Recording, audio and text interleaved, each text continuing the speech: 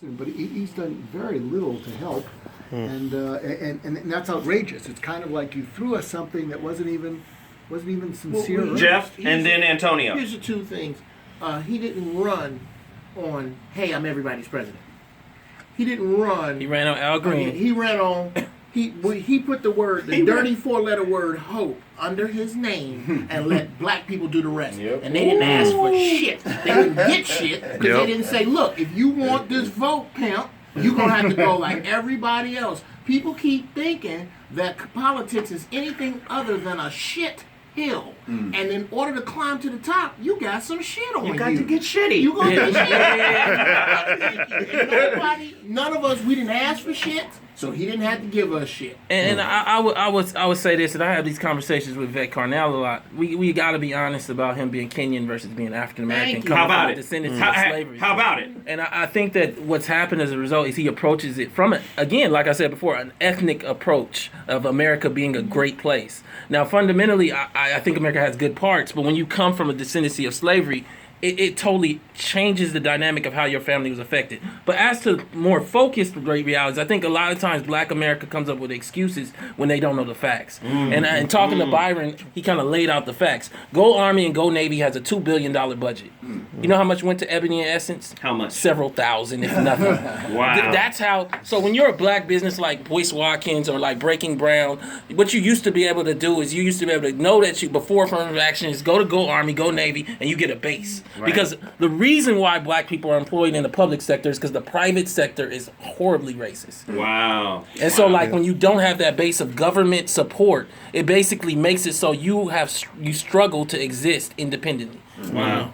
Boyce? Yeah, I mean, I think that black people, as forgiving as we are, we would have been okay with Obama, acknowledging that he's everybody's president. Thank you. The problem was that he was everybody else's president all the time. Woo! It's like he was never our president. There was never a time, other than when he's singing and dancing and all this other stuff, there was never a time where he just said, okay, well, I'm going to give you a little bit of time too. And I think that's where the resentment came from. And I'll tell you what was frustrating for me was, because at the time Obama was elected, I was sitting right next to Al Sharpton a lot. And I was excited for this brother. I endorsed him before black people would support him. There was, because before they were all supporting Hillary. It wasn't until he showed that he could defeat her that they came on board. And even before then, I said, I think this guy really has something. And even I thought, well, maybe I'm wrong. Nobody can beat Hillary Clinton. And so I was so hurt to, when I really saw behind the scenes how Negroes were being lined up to defend his interests over the black community, how black leadership was deliberately divided so that they could conquer us. There was a reason why Al Sharpton practically lived in the White House and Jesse Jackson was never invited. You had Cornel West. Right, Cornel West, same thing. And so, or when you have economic meetings and you invite Al Sharpton and Ben Jealous and Mark Morial to the White House 20 times, but you never invite people who actually understand how to create jobs in the black community. That's not a serious conversation.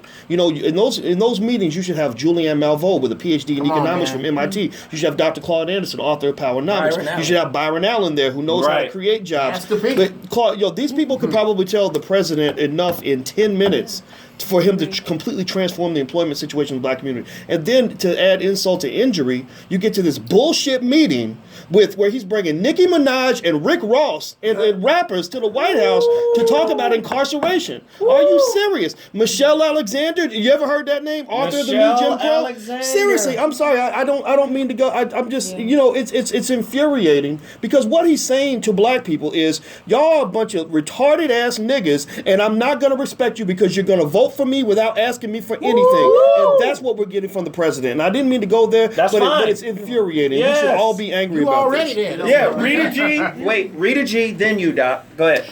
I was just repeating something that Dick Gregory was saying recently, that our generation feels like doing our part in the struggle and activism is putting a post on Facebook to say hashtag right. activist. Hashtag activism. There it is. And it's from the comfort of home. Wow. As opposed to just talk less, do more. Armchair quarterback. How about it? Dr. G? There's a saying, hope is not a strategy. And, wow. Wow. And why is it that we're all, and one of the reasons I think black and white are seduced by rhetoric is because it doesn't require thinking. And a lot of people hate to think. And yet, with everybody's running for office, where they all fall down and they try to trump each other, is how are you going to get this thing done? What's your evidence that it'll even work? And then what happens is we give them a pass because they give us a pass because there's no honor amongst non-thinkers. Ugh, there's no honor amongst dumb people. Go ahead, Bobby.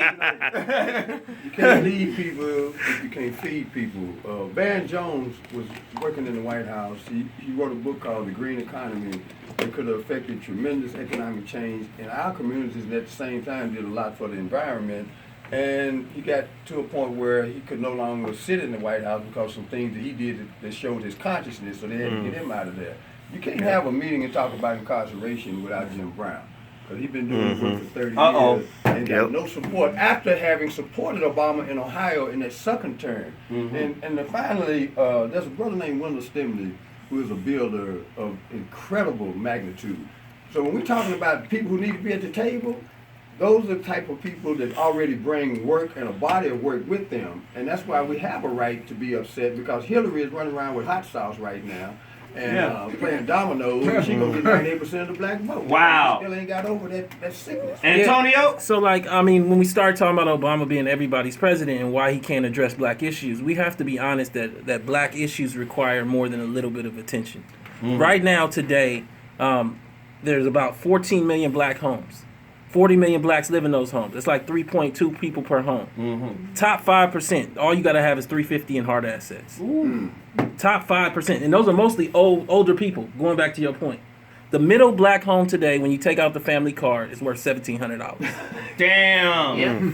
How much is the middle median white family? Oh, you want to switch? There's 80 million white homes.